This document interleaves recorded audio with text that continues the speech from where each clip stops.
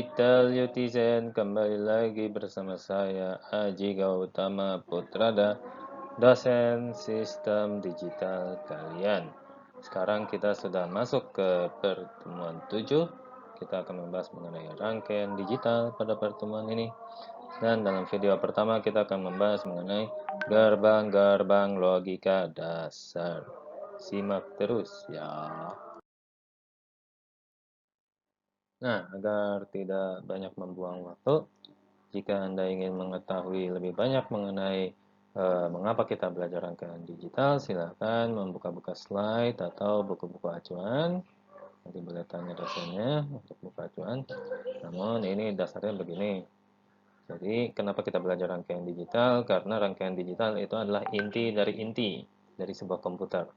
Inti dari komputer itu apa? Mikroprosesor. Nah, rangkaian prosesor itu kalau dibuka lagi di black, isinya adalah rangkaian digital. Jadi kenapa kita belajar rangkaian digital? Karena ini adalah dasarnya dari cara kerja komputer kita.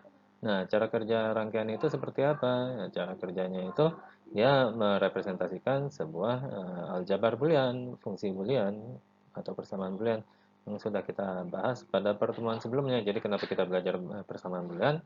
Karena semata-mata karena ingin kita representasikan di dalam rangkaian logika. Nah, kemudian rangkaian logika itu adalah keluarga besar, atau rangkaian digital itu adalah keluarga besar rangkaian elektrik. Ini sebenarnya masih ada hubungannya dengan elektro. Nah, kalau misalnya kita belajar elektro itu, rangkaian elektrik itu biasanya yang kita tahu yang misalnya ada resistor, dan ada beban, dan ada kapasitor, dan lain sebagainya, itu namanya rangkaian analog. Nah, analog dan digital itu selalu kebalik ya. Nah, berarti kalau misalnya rangkaian analog itu adalah rangkaian yang nilainya kontinu atau nilainya bisa apa saja dari 0 sampai misalnya 220 volt. Kalau misalnya rangkaian digital itu adalah rangkaian yang nilainya diskrit. Nah, berarti dia hanya paham beberapa nilai saja. Berapa nilai yang dipahami? Di sini hanya dua. Rangkaian digital hanya paham dua nilai. Nilai voltase berapa aja? Yaitu nilai voltase mati atau 0 volt dan nilai voltase nyala atau 5 volt. Mati itu artinya 0, nyala itu 5 volt itu artinya 1. Jadi dia tidak paham nilai di tengah-tengah itu misalnya nilai di tengah-tengah itu dia nggak paham, dia hanya paham kalau misalnya nilainya nyala atau mati. Makanya namanya rangkaian digital. Makanya kita kenapa belajar biner di pertemuan awal, karena sebuah rangkaian komputer hanya paham nyala dan mati saja, dan kombinasi dari itu. Nah, kita lanjut ke rangkaian-rangkaian atau gerbang-gerbang yang digunakan di rangkaian digital.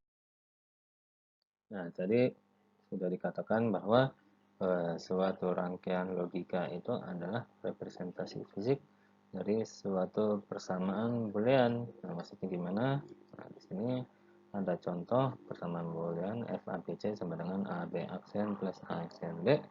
Nah, ini kan ada ini nih fungsinya ini f a b c. F a b c itu dalam rangkaian itu sebagai output rangkaian. Jadi suatu rangkaian itu mempunyai input, mempunyai proses, dan mempunyai output.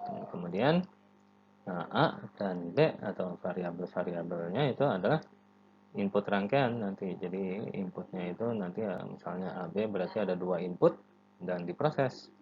Nah, kemudian ada dot atau operasi AND, ada operasi OR atau plus, terus kita ada operasi NOT di dalam suatu persamaan.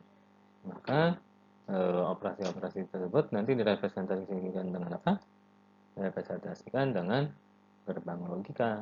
Nah, makanya nanti habis ini kita akan membahas ada gerbang logika apa saja nanti. Yang jelas setiap operasi akan direpresentasikan oleh gerbang logika yang berbeda.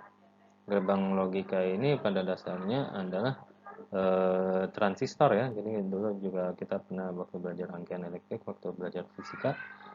Nah, transistor itu kan dulu berfungsi sebagai switch. Switch itu maksudnya saklar.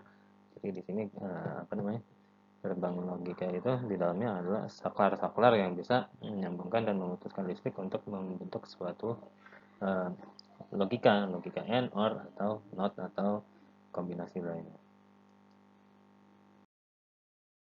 Ya, saya kira itu adalah akhir dari video pertama. Dalam video ini kita berhasil membahas pengantar dari persamaan logika, pengantar dari rangkaian logika, kenapa kita belajar rangkaian logika, nanti kedepannya kita tinggal belajar cara kerjanya dan implementasi.